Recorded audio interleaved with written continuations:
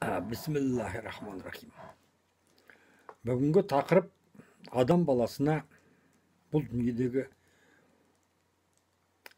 ең қол жететін қасиеті және де осы ең бағалы дүние бұл әлемде, мысалы үшін енді материалды әлемде қарасақ, бұл әлемге ең сенің қол жеткізетін дүниең ол патша болу.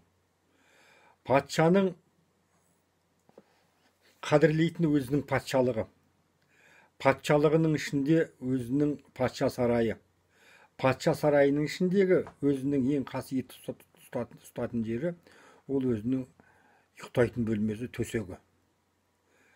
Айналып келгенде жаңағындай патшалықтың өзінің ішінде де, мысалы үшін қарап отырсаңыздар,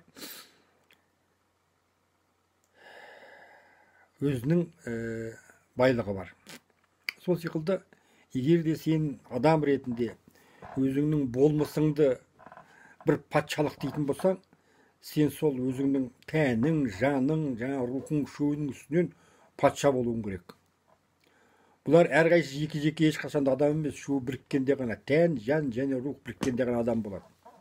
Сондықтан сен өзің патша болған кезде, сол кезде ғана жаның тыныштанады. Сол кезде ғана екі дүниенің де сен үшін мәні болады. Мысалы үшін, егер де жаңағындай сен өзіңнің жаның менен Алланың рухын ұштастырып, екеуінің басын қосып ұстай алсаң, сен кісіден адамға өткендігің. Значит, бұл дүниеде Құдай іспеттес адамға айнала бастағандығының бірінші дәлелі болады. Егер де сен өзіңнің, қайталап айтам, бұл тақырып айтылып та кеткен, егер де өзіңнің жаныңды, жаңағы өзіңнің аңдып тұрған қасындағы зұлым рухтарға, мысалы жынға берсең, сен жынға айналасың. Енді біреулер айтып жатыр ғой, туғаннан біз бәленбай жынымыз болады, түгінбай. Өзінде барлығы ол, ешкімде, басқа ешкімде жоқ. Өйткені адам баласы пәк көп туады. Сәби, жаңа туған сәбиді періште дейді. Ол өмірге келе-келе жаңағындай жанын не жын әлеміне, не әруақ әлеміне, Алланың рухына қарай икемдеуіне байланысты екі ақ пен қараның екеуінің ортасында орын табады. Ендігі жерде, мысалы үшін, мен сендерге айтайын дегенім, бұл жаңағы әруақты, енді өзіңнің бойыңдағы әруақты ұстай білу, жаңағы қайталап айтам. Өзіңнің бойындағы әруақ деген сөз, значит, сенің жаның менен Алланың аманат берген рухы екеуі қауышқан нәрсені әруақ дейді. Ол өзіңнің жүрегіңде солай әруақ болып орналаған кезде, сен екі дүниеде де бар жақсылыққа жетесің. Жақсы адам боласың деген секілді. Ендігі жерде, мысалы үшін, кейде осы сол өзіңнің әруағыңды жетелі, жаңағы киелі әруақтар. Мысалы үшін айтайық енді, мысалы үшін, Арыстан баптың әруағы, не болмайтын болса бір менің пірім Сүйінбай деп жамбыл айтпақшы. Сүйінбайдың әруағы мысалы үшін болып тұратын болса, ол әруақтар өте мощный энергетиканың иесі, өйткені олар тәннен босаған, қуатын көрініп тұрған. Олар сені алып кетеді. Алып кеткенде қалай? Сәуегейлікке кетіп қалуға болады. Егер де әруақтың жаңағындай толық беріліп кетсең, оның арты жаман болады. Өзі дінде солай, дінде де фанат болып кетесің дейді ғой, мысалы үшін. Мұхаммед пайғамбардың өзі айтқан кезінде, жаңағындай дінге қатты берілмеңдер деп.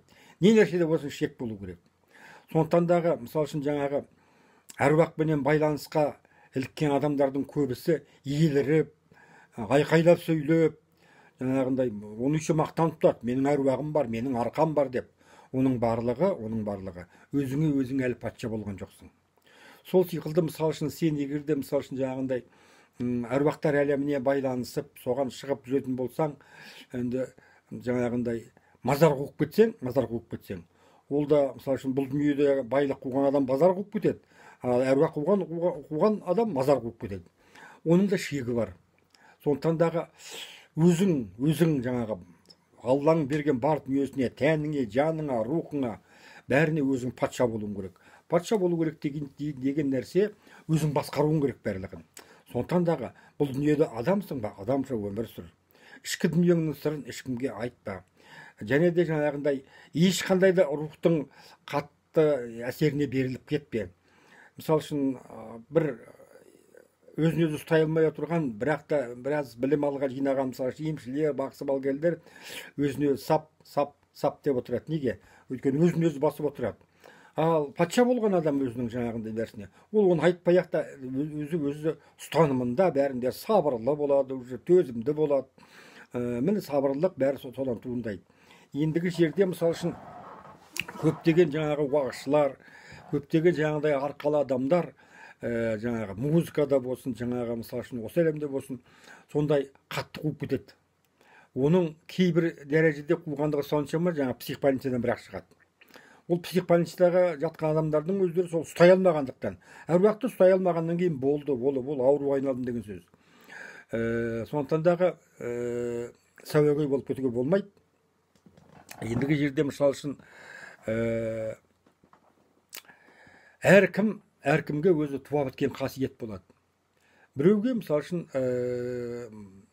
саз әлемі, музыка берілді, біреуге өнер берілді, біреуге шешендік, біреуге әншілік, біреуге бақсылық, біреуге балгерлік толып атқан қасиеттер бар. Енді бірақ та мен сіздерге айтайын, мысалы үшін бір емші шықса, емшілік деген ол бар. Ол барлығын емдеймін, ракты да емдеймін, ананы емдеймін, мынаны емдеймін, дәрігерге барма, мен бәрін. Жоқ. Бар қасиетті бір адам ұстай алмайды. Әр адамға өзінің бойына берген қасиеті бар. Мысалы үшін, мен қазір елшімін десем, оны мен әбден тексеріп барып, жаңағындай берген тапсырмалардың көлеміне қарап, жаңағындай несін өзімнің жаңағындай патшалығыма өзім ие болып айтып отырмын. Мысалы үшін кейбір адамдарға мысалы үшін 2 түс көрсе болды, мен әулие екем дейді, 3 түс көрсе болды, ол пайғамбар. 4 түс көрсе, ол уже басқа бірдеңе болып кетеді.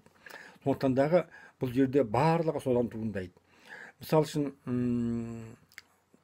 мысалы үшін ата жолын алатын болсақ, онда да жаңағындай аққу сұңқар дегендер, мен араларында көп болдым.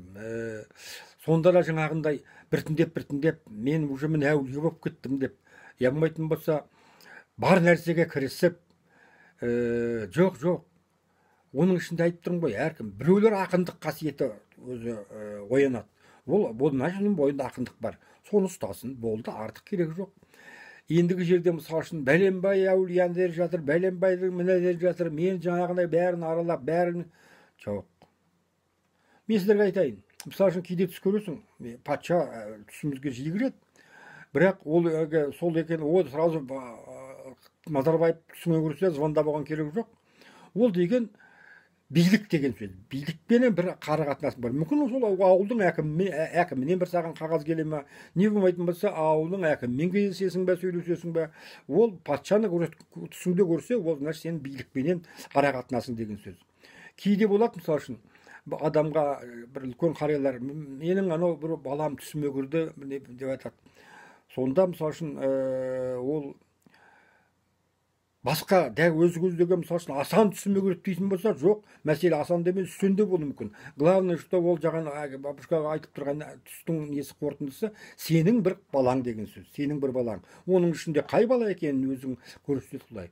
Сондықтан да жаңағындай болмайтын болса, тағы толып атқан оның мысалдары бар.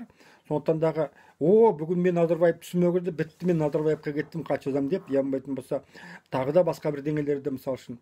Кейде мысалы үшін болады, бір генерал түсіме кіруі мүмкін, мысалы үшін полицияның.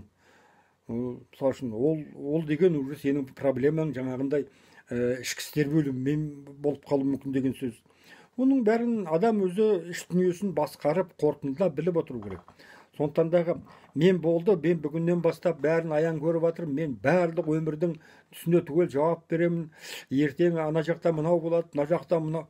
Жоқ. Сенің мысалы үшін былай, сенің үйіңде мысалы үшін бір ертеңінде бір бұрышта бір от лап ете түсетін, ол түсіңе кірсе, мысалы үшін бір тау қопарылып түсіңе кіруі мүмкін. Оттың ішінде жүргенің болды. Ол фактически сен жаңағы әйелің бір пеш жаққанда, мысалы үшін ана сәлеканы құйып жіберіп, атып жіберген шығар. Ол примерно сондай түс, ол жаңағы түсте әрқашанда үлкен көрсетеді, ал сен адам әрқайсысын өзі біліп жобалап отыру керек. Ендігі жерде мысалы үшін мен сендерге айтайын дегенім, әруақты ұстау үшін сабырлық керек. Әруақты тылсым дүниеменен байланысу үшін жаңағындай өзіңнің соған парасатың, білімің, сенің жаңағы ұстанымың бәрі соған сай болу керек. Жаңағы айттым ғой, сәуегей болып кетуге болмайды. Бұл жерде үлкен мәселе. Мысалы үшін қазіргі уақытта не көп? Мен әулиемін дейтіндер көп. Я болмайтын болса, мен пайғамбармын деп шығып жатқандар бар. Я болмайтын болса, тағы сондай. Бұл жерде мысалы үшін түстің кірген ауқымы, онда көтерілген мәселенің ауқымы бәрі де бұл жерде жаңағындай үлкен маңыздылық білдіреді. Мысалы үшін дін мәселесінде бірдеме көрсең, мысалы үшін бір имамды түсіңде көруі мүмкін, не бір мешіт түсіңе көруі мүмкін. Енді оған қарап, мен бүгін Меккеге кеттім, Мекке түсіме көрді болмайды ғой. Бір ислам әлемінде бір сенің жаңағыдай имани бір артықшылығың болатын болса, сен жаңағы Меккеде жүруі мүмкін. Ол жаңағы сенің рухани өрлеу, дін мәселесіндегі өрлеуіңді ғана көрсетеді. Оған жаңағы дүниенің бәрін сатып Меккеге кетіп қалып жүрме. Сол сиқылды нәрсе бұл жерде жаңағындай қазіргі заманда өзі ол уағдат етілген ақыр заманда бесіктегі балаға шейін аян көретін болады. Жастардың барлығы неше түрлінің бәрін көріп жүретін болады. Бірақ соның бәрінде де жаңағындай былайша айтқанда өзіңе өзің патша болуларың керек. Сонда ғана жаңағындай барлығы ақыл парасатың орнында түгел болады. Сондықтан дағы елді адастырмау керек. Әркім өзінің деңгейін, өзінің парасатына қарай бейімдеу керек.